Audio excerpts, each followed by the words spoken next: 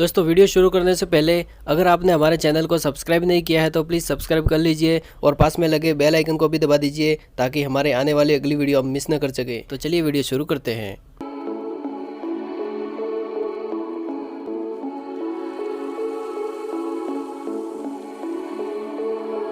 दोस्तों corona virus की दूसरी लहर के डर के बीच भी चीन बाज नहीं आया। हर साल की तरह इस बार भी वहां डॉग मीट फेस्टिवल शुरू हो चुका है। 10 दिनों तक चलने वाले इस फेस्टिवल में कुत्तों को जिंदा भूनकर खाया जाता है, जिनमें हजारों कुत्ते मारे जाते हैं। दिसंबर में चीन के वुहान से फैले कोरोना वायरस के बारे में अब तक लोग अंदाजा लगा रहे हैं कि ये चमगादड़ को खाने से फैला होगा। मौतों और लॉकडाउन के कारण देशों को जबरदस्त आर्थिक नुकसान भी झेलना पड़ रहा है। इसी सब के बीच चीन ने लगभग 2 महीने पहले कुत्तों का मांस खाने पर बैन लगा दिया है। ये कदम देशों की आलोचना के साथ इस बात से भी लिया गया कि चीन में कुत्तों का मांस खाने की वजह से दुनिया भर के मुल्क लगातार उसे लानतें भेजते हैं। लेकिन जून से ही वहाँ का कुख्यात डॉग मीट फेस्टिवल शुरू हो चुका है।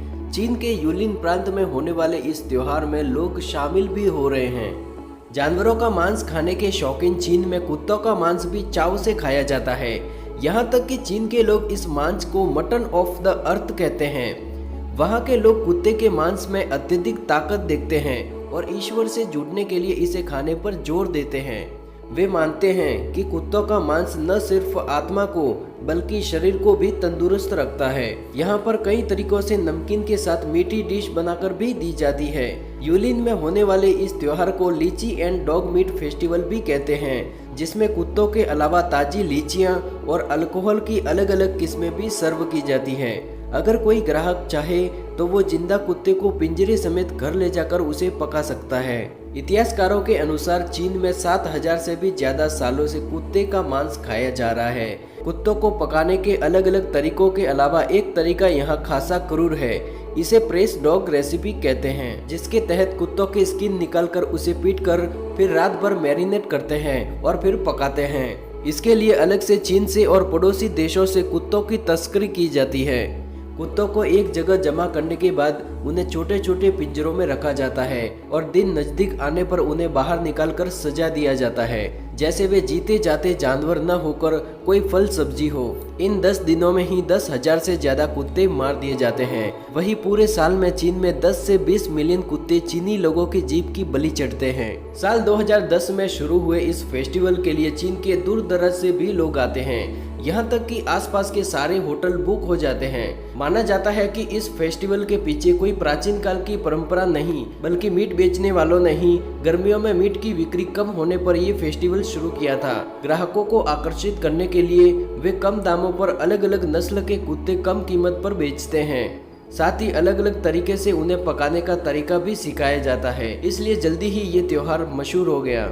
हालांकि लाखों की संख्या में बर्बरता से कुत्तों के मारे जाने के कारण लोग इसकी बुराई भी करने लगे। ये वैश्विक मुद्दा बन गया और दुनिया भर की पशु प्रेमी संस्थाएं इस पर सवाल करने लगी। इसके बाद भी फेस्टिवल उतनी ही गति से चलता रहा।